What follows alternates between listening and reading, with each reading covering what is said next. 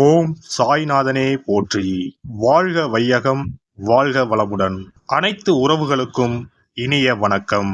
நிகழும் ஸ்ரீ மங்களகரமான சோபகிருது ஆண்டு பிப்ரவரி மாதம் 13ஆம் தேதி செவ்வாய்க்கிழமை அன்று சதுர்த்தி திதியில் உத்திரட்டாதி நட்சத்திரத்தில் சித்தம் நாமயோகத்தில் வணிசை கர்ணத்தில் அமிர்தயோகம் கூடிய நன்னாளில் இந்த சீர்மிகு மாசி மாதம் பிறக்கிறது. நவ கிரகங்களின் அதிபதியான சூரிய பகவான் கும்பராசியில் சஞ்சாரிக்கும் காலம்தான் மாசி மாதம் என்று அழைக்கப்படுகின்றது. தமிழ் மாதங்களில் 11வது மாதமான மாசி மாதத்தில் மாசி மக விரதமும் மகா சிவராத்திரி விரதமும் கடைபிடிக்கப்படுவது விசேஷம். மாசி மாதத்தில் பௌர்ணமி நிறைந்த மக நட்சத்திர நாளில் கொண்டாடப்படும் விரதம் மாசி மகம். சிவபெருமானுக்கு மாசி மாதத்தின் தேய்பிறை சதுர்த்தசி நாளின் இரவில் கொண்டாடப்படும் விரதம்தான் மகா சிவராத்திரி. பிறக்கப் போகும் இம்மாதம் உங்கள் வாழ்வில் வளமும் நலமும் செல்வ செழிப்பும் பெற்று புதிய வாய்ப்புகள் புதிய வெற்றிகளுடன் மங்களகரமாக அமைய எல்லாம் வல்ல இறைவனை உளமாற வேண்டி விரும்பி கேட்டுக்கொள்கிறேன்.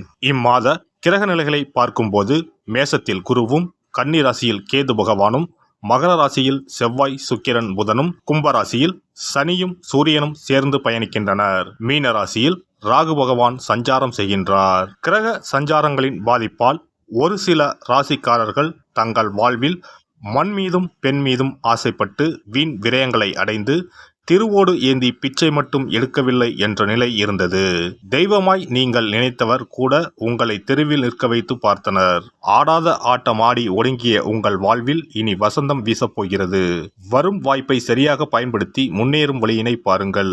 மகர ராசி அன்பர்களுக்கு உத்திராடம் 2, 3, 4ஆம் பாதம், திருவோணம், அவிட்டம் 1, 2ஆம் பாதம் நட்சத்திரங்களில் பிறந்தவர்களுக்கு சந்தித்து வருகின்ற துயரங்கள் ஒரு பக்கம் தனியாக நின்று கொண்டிருந்தாலும் மனதிற்கு பிடித்தமான விசேஷ அனுகூல சம்பவங்களும் மேன்மைகளும் எதிர்பாராத உயர்வுகளும் உங்களை நெருங்கி கொண்டுதான் இருக்கிறது. இதனை வைத்து ராசிக்கு இந்த மாதம் முழுவதும் ஏகப்பட்ட திருப்பு முனைகள் ஏற்படும். ராசிக்கு கெட்டவரான செவ்வாய் ராசிக்குள் உச்சமாக நிற்கிறது. ராசிநாதன் சனி பகவான் 7.5 சனியில் 3/4 பாகத்தை முடித்துவிட்டு பாத சனியாக 2ஆம் இடத்தில் அமர்ந்திருக்கிறார். ராகு கிரகம் வெற்றி ஸ்தானத்தில் அமர்ந்திருக்கிறார். மாதம் முழுவதும் 8க்குடைய சூரியன் சனி பகவானுடன் இணைந்து 2இல் அமர்ந்திருப்பதால் பொருளாதார வளர்ச்சி காத்திருக்கிறது. தர்ம கருமாதிபதி யோகமும் இந்த மாதம் உண்டாகி இருப்பதால் எதிலும் நினைத்ததை தாண்டிய வளர்ச்சி கண்டிப்பாக உண்டு. இந்த மாதம் தொடங்கி 13 தினம் முடிவதற்குள் சாத்தியமில்லாத விஷயங்கள் கூட சகாய மேன்மையை உண்டாக்கும். மாதம் முழுவதும் 9இல் அமர்ந்திருக்கிற கேது கிரகத்தால் பலவித நன்மைகளும் அபரிமித பணப்புழக்கமும் காரிய வெற்றியும் ஈடுபடுகின்ற காரியங்களில் இனிமையும் அதனால் பொருள் வரவுகளும் காத்திருக்கிறது. குடும்ப நிலைமை உயர்வாகவே நீடிக்கும். வாழ்க்கை துணையுடன் மகிழ்ச்சி சம்பவங்கள் தொடரும். முதல் வாரம் கடந்த பின் திருவோண நட்சத்திரக்காரர்களின் வாழ்வில் மாபெரும் இனிய திருப்பங்கள் ஏற்படும். உத்தியோகம், பணி, பதவி விஷயங்களில் எந்தவித இடர்பாடும் ஏற்படாது. தொழில், முதலீடு, வியாபார நிர்வாக விஷயங்களில் ஆச்சரியப்படுகிற உயர்வுகள் ஏற்படும். அயலூர், அயல் மாநில சம்பந்த தொழில், வியாபார, பட்ஜெட், லாப விஷயங்களில் முடிவுகள் சாதகமாகும். இம்மாத 1, 9, 13, 25, 29வது நாட்களில் பொன்பொருள் சேர்க்கைகளும் ஆடம்ப பொருள், நிலபுலன், பூர்வீக சொத்து சம்பந்தப்பட்ட சந்தோஷங்களும் ஏற்பட போகிற மாதமாகும். வாழ்க்கை துணை சார்பாகவும் அனுபவித்த சங்கடங்களுக்கு தீர்வு ஏற்பட்டுவிடும். உயர்கல்வி ரீதியான கவலைகள் தீரும். உற்பத்தி சார்பாக நன்மையும் லாபமும் உண்டு. துறை சார்ந்த விஷயங்களில் குறுக்கீடு விலகப் போகிறது. வியாபாரிகளுக்கு விற்பனையை தக்க வைத்துக் கொள்ள நீங்கள் மிகவும் பாடுபட வேண்டியிருக்கும். சந்தை நிலவரம் கவலையை அளிக்கும். அரசாங்க உதவியை எதிர்பார்ப்பதில் பயனில்லை. புதிய முயற்சிகளில் தற்போதைக்கு ஈடுபட வேண்டாம். சக கூட்டாளிகளுடன் கருத்து வேற்றுமை ஏற்படக்கூடும். பண விஷயங்களில் கண்டிப்பாக இருத்தல் வேண்டும்.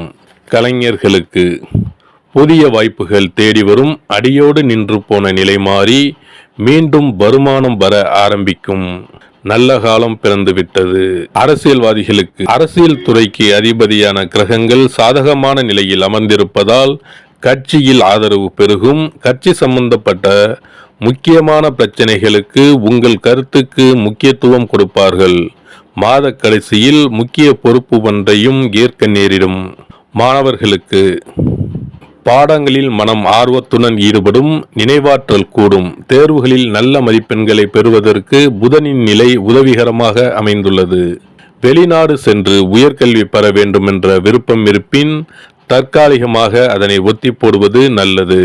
விவசாயிகளுக்கு உழைப்பிற்கேற்ற விளைச்சலும் வருமானமும் கிடைக்கும். தேவைக்கு அதிகமாக மழை பெய்வதால் கால்நடைகளின் பராமரிப்பில் பணம் விரயமாகும். சில தருணங்களில் கடன் வாங்கி சமாளிக்க வேண்டி வரும். பெண்களுக்கு உடல் நலனில் நல்ல முன்னேற்றம் காணலாம். இருப்பினும் கிரகங்கள் அனுகூலமில்லாமல் சஞ்சரிப்பதால் மனதில் நிம்மதி குறையும். அடிக்கடி கணவருடன் கருத்து வேற்றுமை ஏற்பட வாய்ப்புள்ளது. பரிகாரம்: இம்மாதம் தொடர்ந்து ஸ்ரீ நடராஜர் தரிசனம் செய்யவும். செவ்வாய்க்கிழமைகளில் ஸ்ரீ நரசிம்மரை வழிபட்டு கொண்டிருக்கவும். சிறப்பு பரிகார கோவில். திருமணம் தடைப்பட்டாலோ அல்லது நீண்ட நாட்கள் திருமணம் ஆகாமல் இருந்தாலோ சிறுவாபுரி பாலசுப்பிரமணிய சுவாமி கோவிலை நாடினால் பலன் உண்டாகும். நம் பிரார்த்தனை நிறைவேற சிறுவாபுரி முருகன் கோவிலுக்கு தொடர்ந்து 6 வாரமும் ஏதாவது ஒரு கிழமையில், அதாவது 6 வாரமும் முதல் வாரம் வந்த கிழமையிலேயே தொடர்ந்து அடுத்த 5 வாரமும் வர வேண்டும். வரும் நேரமும் ஒரே மாதிரியாக இருக்க வேண்டும். காலை என்றால் ஒவ்வொரு வாரமும் காலையிலே வர வேண்டும். மாலை என்றால் ஒவ்வொரு வாரமும் மாலையிலே வர வேண்டும். திருமணம் ஆக வேண்டிய நபர் 6 வாரமும் வாரம் ஒரு நாள் என்று 6 தடவைகள் தொடர்ந்து வந்து சிறுவாபுரி பாலசுப்பிரமணிய சுவாமியை வழிபட திருமணம் விரைவில் அமையப்பெறும். திருமணம் ஆக வேண்டி ஆண்டவனிடம் பிரார்த்திக்க வருபவர்கள் வள்ளி மணவாள பெருமானுக்கு அர்ச்சனை செய்து வர வேண்டும். 6வது வாரம் 6 அர்ச்சனைக்குரிய பொருட்களுடன் வந்து மரகத விநாயகர், மூலவர், வள்ளி மணவாள பெருமான், அண்ணாமலையார், உண்ணாமுலையம்மை, ஆதிமூலவர் ஆகிய தெய்வங்களுக்கு அர்ச்சனை செய்ய வேண்டும். வள்ளி மணவாள பெருமாள் சன்னதியில் தரும் மாலையை திருமண மாலையாக எண்ணி அணிந்து 6 முறை ஆலயத்தை சுற்றி வர வேண்டும். பின்னர் மாலையை வீட்டிற்கு எடுத்துச் சென்று திருமணம் நடைபெறும் வரை பாதுகாத்து வணங்கி வர வேண்டும். திருமணம் முடிந்ததும் தம்பதி இத்தலம் வந்து 6 தெய்வ சந்நிதிகளுக்கும் அர்ச்சனை செய்து பழைய மாலையை கோவிலில் உள்ள மரத்தில் கட்ட வேண்டும். திருமணம் தவிர மற்ற வேண்டுதல்களான வீடு, பிள்ளை பேறு, செல்வம், நோய் நிவர்த்தி ஆகியவை பெற வருபவர்கள் மேற்படி முறைப்படி 6 வாரமும் மூலவர் சன்னதியில் அர்ச்சனை செய்து வர வேண்டும். 6வது வாரம் மூலவர் சன்னதியில் இருந்து பெற்ற மாலையை அணிந்து 6 முறை நம் வேண்டுதலை இறைவனிடம் முறையிட்டு வெற்றி வேண்டி ஆலயத்தை வலம் பெற வேண்டும். இத்தலத்திற்கு பிரார்த்தனை செய்து வருபவர்கள் 6 வாரமும் திருப்புகழ் பாடி இறைவனை வணங்க வேண்டும். எண்ணியது முடிக்கும் எம்பெருமானை எண்ணி நம் மனதில் நம்பிக்கையை வளர்த்து கொள்ள வேண்டும். முதல் 5 வாரங்களுக்கு ஒவ்வொரு முறை வரும்போதும் 2 தேங்காய், 2 வாழைப்பழம், வெற்றிலைப்பாக்கு, பூமாலை 1 மற்றும் 2 எலுமிச்சப்பழம் கொண்டு வந்து வணங்க வேண்டும். 6வது வாரம் ஆண்டவனை வழிபட்டு அர்ச்சனை அல்லது அபிஷேகம் செய்ய வேண்டும். ஒவ்வொரு வாரமும் வந்து போகும்போது நம்மிடம் கொடுக்கப்பட்ட ஒரு எலுமிச்சம் பழத்தை வீட்டிலே வைத்து பூ வைத்து பூஜித்து வர வேண்டும். முதல் வார எலுமிச்சம் பழத்தை 2வது வார எலுமிச்சம் பழம் வந்தவுடன் எடுத்து கடல், கிணறு ஏதாவது ஓர் அசுத்தம் இல்லாத இடத்தில் சேர்த்துவிட்டு தற்சமயம் பெற்று வந்த பழத்தை மீண்டும் பூஜிக்க வேண்டும். இவ்வாறு 5 வாரம் செய்துவிட்டு 6வது வாரம் நாம் பெற்று வந்த பழத்தை ஈரம் படாது பாதுகாத்து நம்முடைய பிரார்த்தனை நிறைவேறும் வரை பூஜிக்க வேண்டும். இந்த பிரார்த்தனை பூஜை காலங்களில் நாம் அண்டர்பதி திருப்புகளை ஓதி வணங்க வேண்டும். நம் பிரார்த்தனை நிறைவேறியதும் சிறுவாபுரி வந்து 6 அர்ச்சனைக்கு உரிய பொருட்கள் வைத்து பால சுப்பிரமணிய சுவாமியை வணங்க வேண்டும்.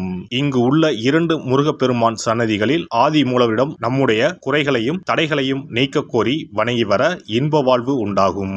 இத்தலத்தில் பிரார்த்தனை செய்து வருவோர்கள் முதல் வாரத்திலோ அல்லது தொடர்ந்து வரும் வாரங்களிலோ பலன் பெறுவது உண்டு. ஒருவருடைய நம்பிக்கை மிகுந்த பிரார்த்தனை அவரின் காரியத்தை மிக விரைவில் முடித்து வைக்கும். எல்லாம் வல்ல இறையருளால் நீங்களும் உங்கள் அன்பு குடும்பமும் உடல் நலம், நீலாயுள், நிறை செல்வம், உயர் புகழ், மெய்ஞானம் ஓங்கி வாழ்க வளமுடன். இந்த வீடியோ பதிவு உங்களுக்கு பிடித்திருந்தால் லைக் பண்ணுங்க, கமெண்ட் பண்ணுங்க, ஷேர் பண்ணுங்க, மறக்காம சப்ஸ்கிரைப் பண்ணுங்க, பக்கத்துல இருக்கிற பெல் பட்டனை கிளிக் பண்ணுங்க. நன்றி, வணக்கம். ஓம் நமச்சிவாய. சிவாய நம.